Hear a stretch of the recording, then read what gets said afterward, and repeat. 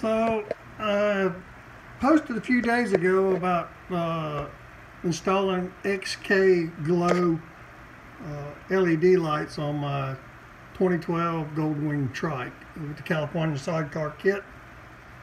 And I'm showing you the left side because basically all you do is mirror what you do on the left side on the right side.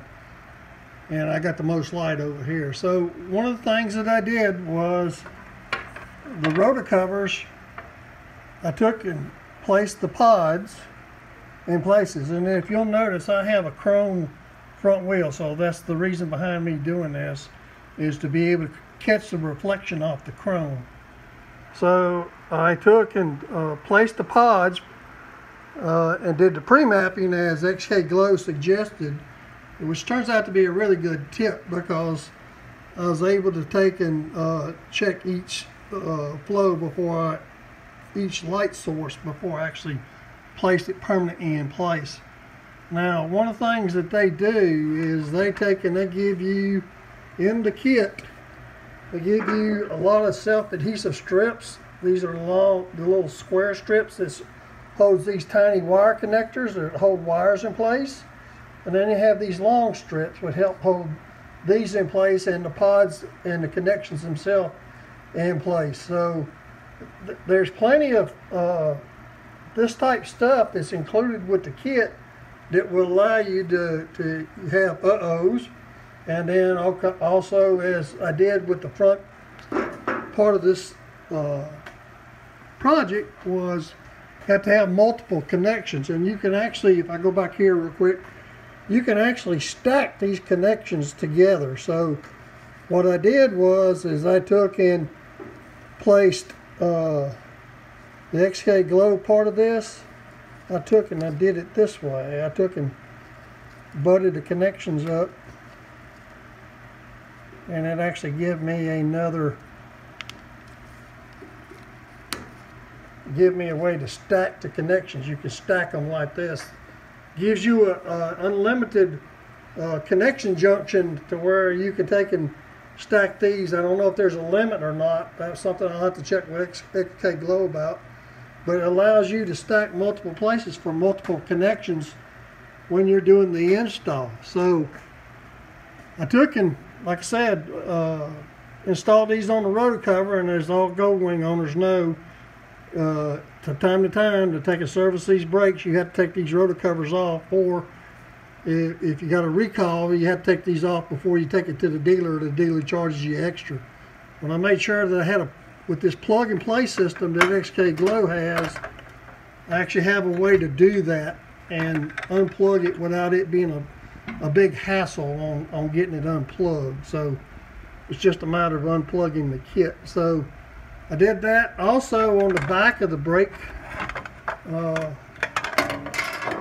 cover, I took and added a pod back into here. I was originally going to place strips inside the engine compartment here and have strips in here, but I wanted more light thrown back into the engine compartment as it was going down the road. So I went with the pods that were off the back of these brake pads, and again, those two are where I can take and disconnect them, so I can disconnect this whole assembly if I need to, such as changing the tire. So there's a way to unplug all this stuff without it having to go through and just cut wires willy-nilly. So that's the way I did that. The other thing is that in order to take and get the service wire, I had to snake wiring up through the tank. Now I used a coat hanger, of course, which most everybody did, and the easiest way was really to go through the tank here, go up over, and then back down through the left side glove box to get to the power source up to the connector. So I did that.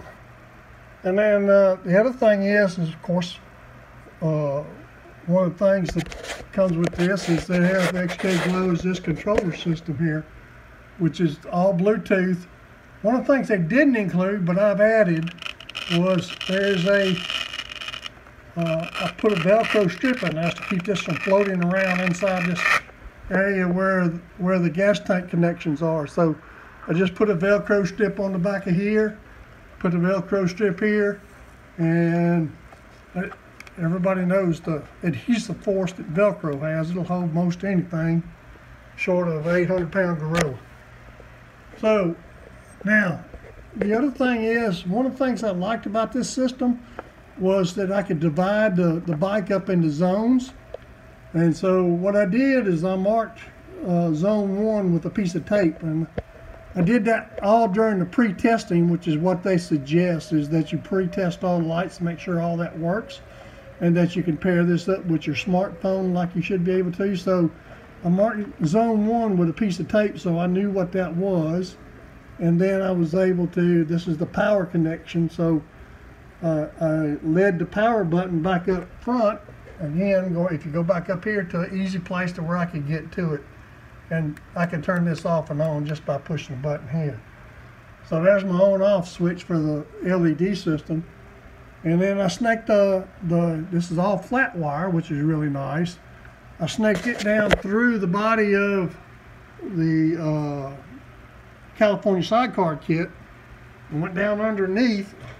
And if you bear with me here a minute,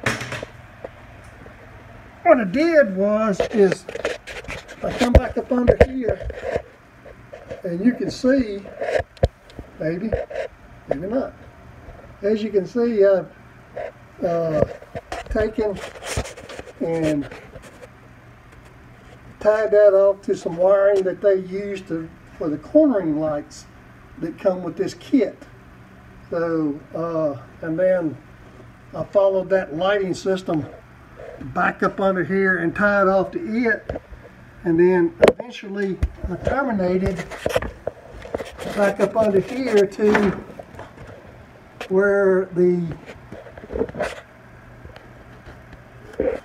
system is for the XK Glow, and basically it runs underneath the floorboard. Now there is a frame member that runs under the pan for the California sidecar Viper kit, and that bar is, of course, it's a support bar, and it's very easy to stay clean. It was easy spot to decide where to put the lights. Now I placed the lights not down because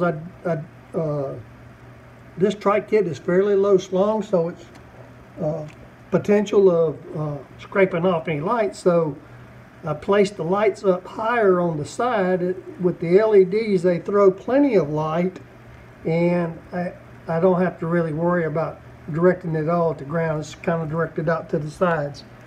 So I used 2 strips here, end to end. When I got to the back, I started looking at the fact that I really didn't need to have any extra light under there. So there is a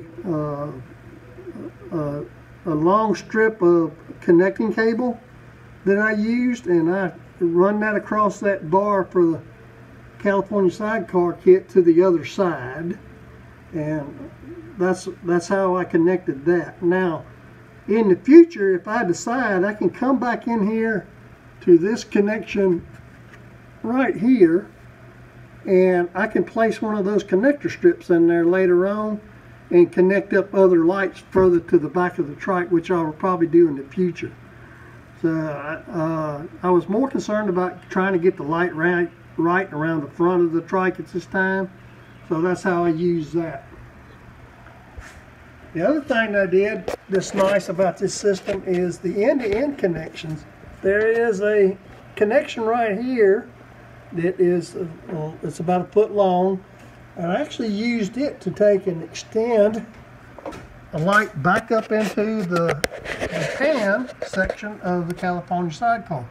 And if you'll notice, there's the end of connection, and they come with the glue strips or the double back tape to take and fix these to the side, and then I'm able to take and put this all the way back. So this is how I ended the front half of the trike, is by placing this in there. And of course there's a little I got to add a little tacky here to this so this is not flopping around. But there's one of these little squares that I'll take and affix to one of those connections, and I'll be able to fix this to where it won't flop around. I'll also, because of the end-to-end connections, I'll be able to add more lights up into here if I want to. I'll also be able to add lights to the other side. All in all, the hardest part of the whole project was really just deciding where the lights needed to go. Now, as I talked about, I've got this divided up into two zones. I've got the lower zone, which is all the strip lighting that is in the pan and under the belly of the trike. I've got the pod zone, or the upper zone, which is the front wheel assembly, and I also have some lights in here that are affixed. And again, because of the end-to-end connection, you can see these up under here. There's one right there, and then there's another one maybe up under here. You can see, I don't know if you can see it or not. Anyway, so there's one up under there that I stuck right there, and that gives that glow effect in here. There is very little direct lighting that you can see. Most all of my light on this kit is light that is reflected back to you either from the bike or from the glow of the lights down onto another part of the bike. So I'm pretty much finished. So now I'm going to go ahead, and the second part of the last part of this is to reassemble all this, which I'm really looking forward to. And then I'll show you what the finished product looks like in a later video.